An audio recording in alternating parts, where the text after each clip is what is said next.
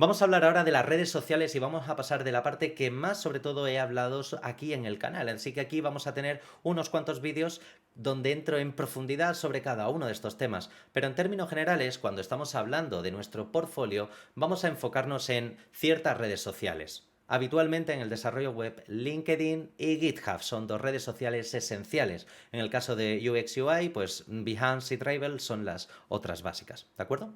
Así que vamos a empezar con LinkedIn. Vamos a centrarnos muy bien en LinkedIn y vamos a ver truquitos, aunque ya te digo que esto ya lo he contado mucho más a fondo y lo tienes paso a paso. Pero LinkedIn es esencial por varias razones. Una, básicamente LinkedIn tiene una búsqueda pasiva de trabajo. Además de LinkedIn existe una plataforma denominada LinkedIn Talents. Básicamente es la plataforma que utilizan los y las recruiters para buscar talento. Esto implica que si tú tienes un buen perfil de LinkedIn y bien preparado, estás en una búsqueda activa, en una búsqueda pasiva de trabajo. No tienes que hacer nada, simplemente aparecerás en las búsquedas internas de los recruiters cuando busquen, ¿ok?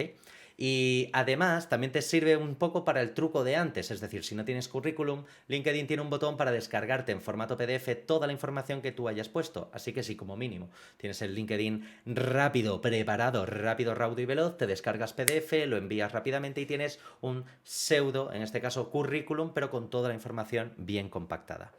Ten en cuenta que de esto ya he hablado previamente en Portfolio y LinkedIn desde cero, donde lo tienes todo paso a paso.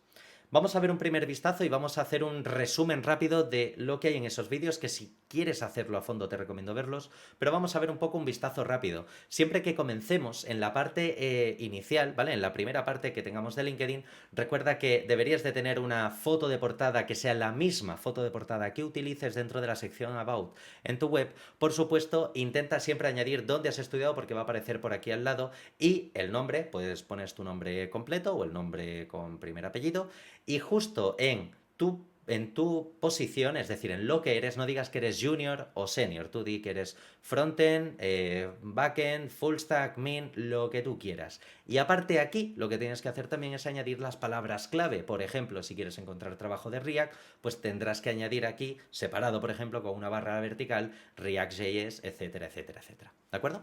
También ten en cuenta que deberías de añadir esta sección de destacados, es una sección que hay que añadir a juego, pero es una sección que me permite enlazar, por ejemplo, proyectos que hayamos subido a GitHub y directamente ver cómo nuestro perfil está mucho más completo y se diferencia del resto. Todo esto lo tienes en directo en los vídeos que vas a tener debajo en la descripción o directamente en el PDF si es que te lo has descargado. Vamos a seguir y vamos a ver la carta de presentación. Y es que esa cover letter, o toda la parte de la carta de presentación, es tanto esto como la cover letter, que es el acerca de. Aquí es donde tienes que añadir el mismo texto de tu web y el mismo texto o un texto muy parecido a lo que vayas a enviar de esa carta de presentación. Aquí es donde va lo importante. Y ten en cuenta que también tu actividad se va a ver. Por lo tanto, algo que puedes hacer es crear, en este caso, post y directamente, después de ver esos pequeños posts, te vas a dar cuenta que pues la actividad se va a ir rellenando, se va a ir llenando, vas a tener más información, por lo tanto, ten en cuenta que esto es esencial. La parte de acerca de y la parte de actividad son partes esenciales para destacar más tu LinkedIn con respecto al resto.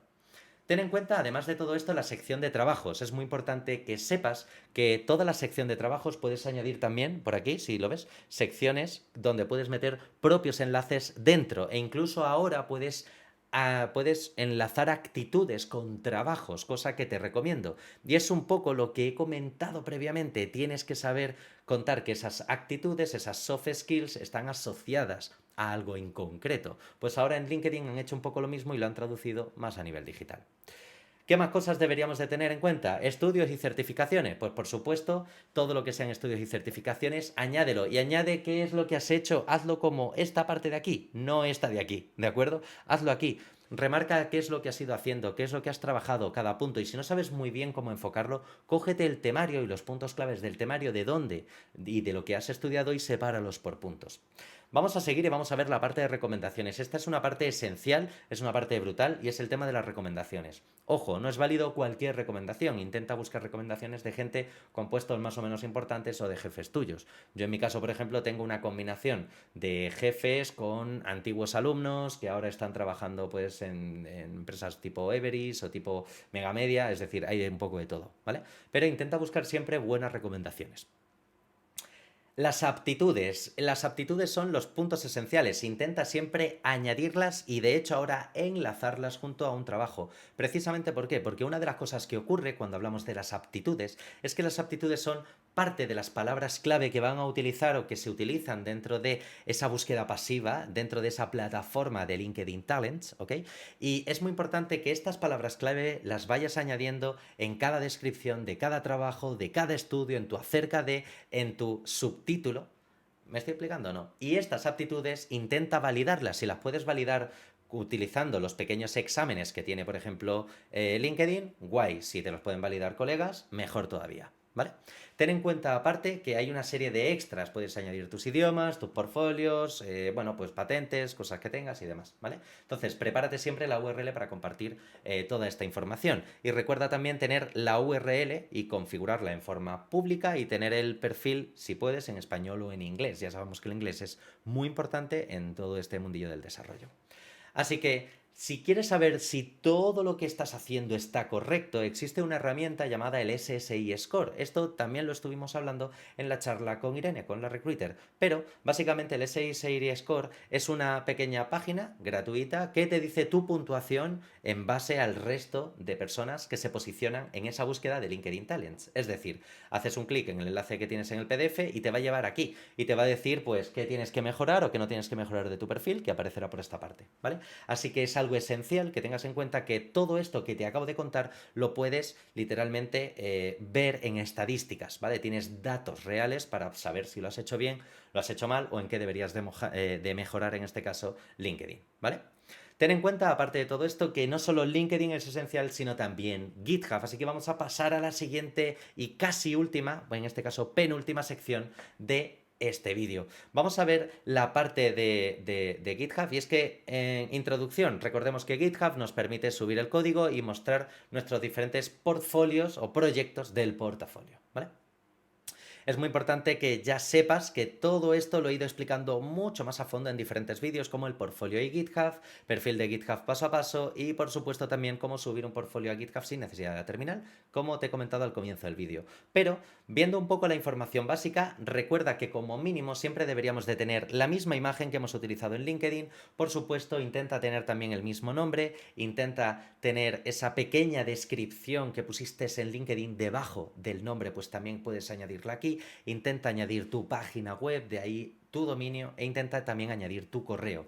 Esencial que en la parte del correo volvemos a lo mismo. Si quieres dar una imagen un poco más seria, que te lo estás tomando algo más serio, puedes probar a comprarte un dominio con hosting, ¿vale? O como mínimo el dominio para poder publicar en este caso cositas. En la parte superior intenta siempre crear un archivo README con el mismo nombre que tenga tu, bueno, pues tu perfil, ¿ok? Y ese README, pues también también he hablado de ello aquí en YouTube, pero este README lo que te va a permitir es poder añadir mucha más información, por lo tanto tu perfil se va a ver mucho más completo, es lo que básicamente todos los creadores de contenido en nuestro GitHub hacemos. Entonces, algo ideal es créate este README, ¿de acuerdo? Si tienes una plantilla, si estás en el PDF, te darás cuenta que justo, voy a volver un segundito para atrás, pero te darás cuenta que justo aquí, ¿vale? Por esta parte más o menos, tienes un pequeño botón donde te puedes descargar una plantilla de un README que te he dejado directamente. Bueno, básicamente está en el mismo repo donde está este PDF. Vamos a seguir hablando y vamos a ver la parte inferior. Es muy importante que dentro de nuestros proyectos, dentro de nuestros diferentes portfolios que nosotros tengamos montados, hay que tener en cuenta que también van a aparecer en la página inicial. Y si lo que quieres hacer es demostrar que sabes PHP, que sabes SAS, que sabes JavaScript, que sabes TypeScript, React.js, etc, etc, etc, intenta siempre añadir diferentes proyectos y poner en público proyectos diferentes. No dejes en público proyectos o ejercicios que hayas hecho en el máster porque no va a tener ningún tipo de sentido, ¿ok? Por supuesto, si puedes activar el historial de commits, que creo que a día de hoy ya está activado por defecto, pero es muy importante que sepas que los commits privados también se pueden poner públicos. Es decir, que se vea que has trabajado, pero los commits siguen siendo privados y tu repositorio privado, ¿ok? Y no te afecte previamente. Y por supuesto, ten en cuenta que por cada repositorio debes de tener en cuenta que hay que intentar definir y mejorar los LM a fuego. Es decir, así es como se ve normalmente pues un conjunto de archivos, ¿no?, subidos a GitHub en nuestro repo. Pero descárgate también la plantilla básica sobre qué debería de tener y cómo es el README básico que debería tener cada uno de tus proyectos, contando un poco todo lo que hemos hablado previamente, es decir, todo lo que hemos hablado sobre, uno, el tema de contar tu proyecto. Dos, también el tema, en este caso, de cómo enfocar y qué tecnologías tiene ese proyecto y que sea un poco esa base inicial para la cual tú después puedas contar ese proyecto de forma tranquila. Así que este README debería, recuerda siempre que es un básico, ¿ok? Y debería tener pues estas secciones básicamente, una descripción, un autor, ver el ejemplo en vivo, que es un enlace al GitHub Pages, por supuesto, la instalación, en el supuesto caso de que utilices algún tipo de herramienta de bundling o algún tooling, como podrían ser, pues eso, Webpack, Grunt, Gulp, Angular, React.js, etcétera, etcétera, Vite. Y ten en cuenta que siempre tu proyecto deberías de publicarlo con GitHub Pages, es decir, puedes generar una URL pública, en este caso, dentro de la sección de GitHub Pages, ¿vale? Solo tienes que hacer tu repositorio modo público, podrás generarte una URL que puedes después, más tarde, verás dónde enlazarlo. ¿Qué más cosas tenemos a partir de aquí? Bueno, pues también ten en cuenta que puedes y debes, de hecho, por cada perfil público que generes, deberías de intentar hacer una imagen un poquito más sexy. Ahora verás el porqué en la estrategia multicanal. Pero es muy importante que sepas que puedes subir imágenes personalizadas para cada proyecto para que a la hora de compartir en redes sociales tenga esa imagen única. ¿Ok? Y vámonos ya a la estrategia multicanal, porque aquí es donde empieza a cerrarse toda la parte de online, todo lo que hemos hablado en la web, en LinkedIn y en GitHub. Ya es la última parte y es la parte más esencial. Antes de nada, la estrategia multicanal es, ya te digo, es un nombre que me he inventado yo, así que, pues sin más, es la forma que he tenido de llamarlo. Estrategia multicanal se llaman a otras cosas en marketing. Y lo que vamos a ver básicamente es, vamos a ver cómo buscar y enlazar de forma obsesiva y en todas partes LinkedIn, GitHub y nuestro portfolio. ¿Por qué? Porque lo que tenemos que hacer es redirigir al usuario, al recruiter, a la persona técnica que está viendo nuestro portfolio, que nos lo redirija todo a fuego. Es decir, que cojan y digan, ¡buah! Tengo fácil acceso, tengo fácil el enviarle un correo, tengo fácil el enviarle un DM. Este es el punto clave. Así que recuerda que ya he hablado previamente de la estrategia multicanal, pero vamos a ver cuáles son los pasos a seguir. Lo primero de ellos es, ten en cuenta que en GitHub tienes que subir todos tus repositorios, pero por cada repositorio se intenta aplicar todos los consejos que te he ido recomendando a lo largo del vídeo. Ten en cuenta que deberías de generar siempre por cada repositorio un enlace de GitHub Pages y pon una buena imagen a la hora de compartir. Y por supuesto, añade todos tus proyectos y portfolios a la sección de destacados de LinkedIn. Aquí es donde tienes que hacerlo. Si no sabes muy bien cuál es esa sección, no te preocupes que ahora te la enseño. Por otro lado, ten en cuenta que también tienes, que también puedes añadir todos los proyectos de tu web, ¿de acuerdo? Es decir, tu propia web, tus dominios.com que te hayas ido generando o todos los proyectos que hayas metido dentro de tu propio dominio y añadirlos a la URL de GitHub. Recuerda configurar las etiquetas meta de Open Graph. Y además también puedes añadir tus proyectos de GitHub dentro del apartado de experiencia y también puedes añadir más información dentro del apartado de trabajos, ¿ok? Ten en cuenta también que dentro de la web, dentro de nuestra web, tenemos que añadir los enlaces hacia GitHub, tenemos que añadir todos nuestros proyectos y portfolios, hay que intentar añadir siempre un botón en grande hacia la primera web en LinkedIn y hacia GitHub. Ahora vemos ejemplos de todo esto, pero voy a ponerte una serie de ejemplos visuales.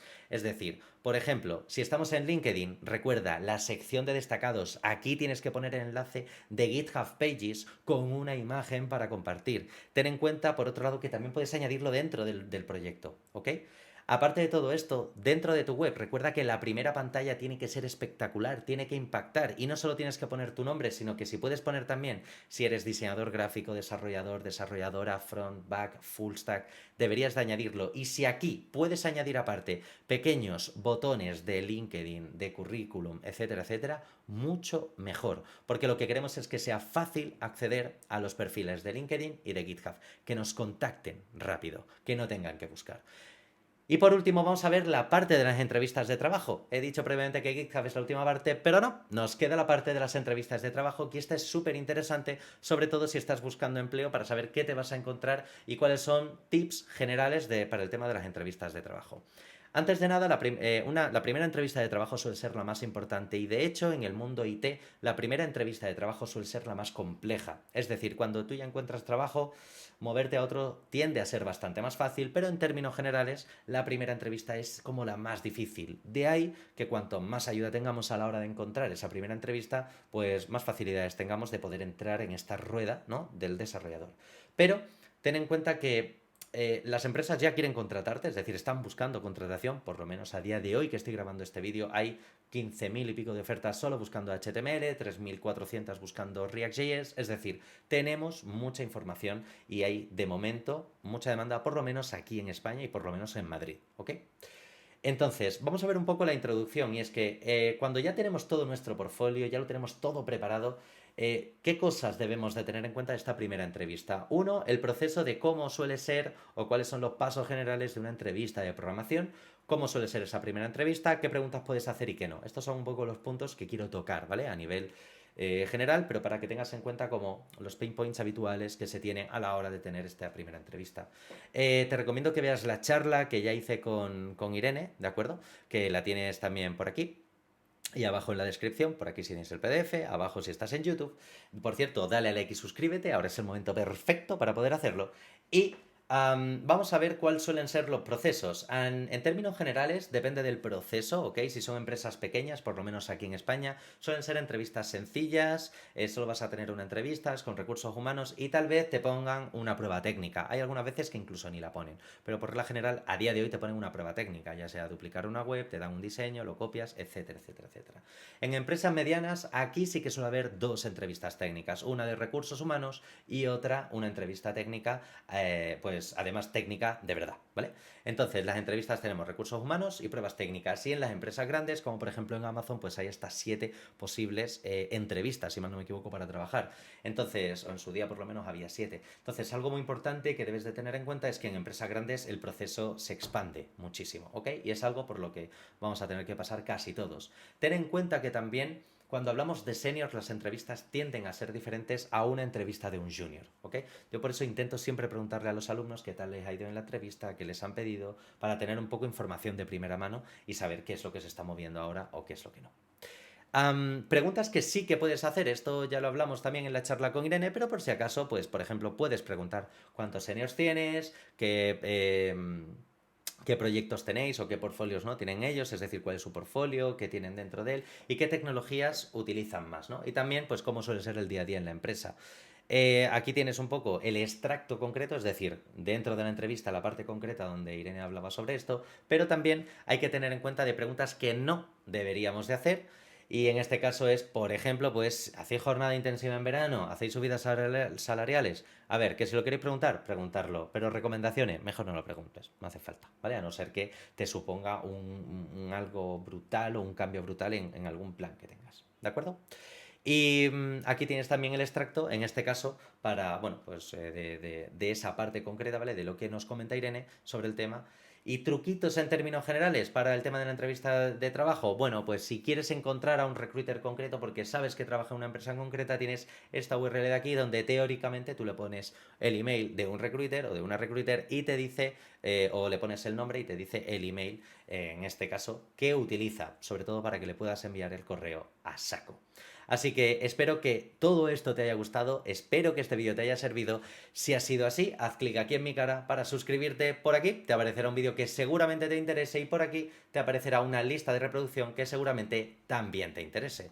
Así que nada, en términos generales, espero que este vídeo te haya servido bastante. Creo que ha sido un poco resumen de todo y entro mucho más a fondo en cada uno de los vídeos que hemos ido comentando, pero en términos generales creo que si estás buscando como desarrollador o desarrolladora, estás buscando empleo y quieres preparar bien tu portfolio y tus proyectos, creo que este vídeo te va a ayudar muchísimo. Así que un saludo y hasta la próxima. Chao, Crook. Ah, por cierto, ten en cuenta una cosa importante. Este PDF te tendría que haber servido, pero si eres alumno que sepas o alumna, ya sabes que esto ya lo he contado en clase. Así que aquí tienes para suscribirte a mi canal y nos vemos. Hasta la próxima. Chao, cracks. ¡Pum!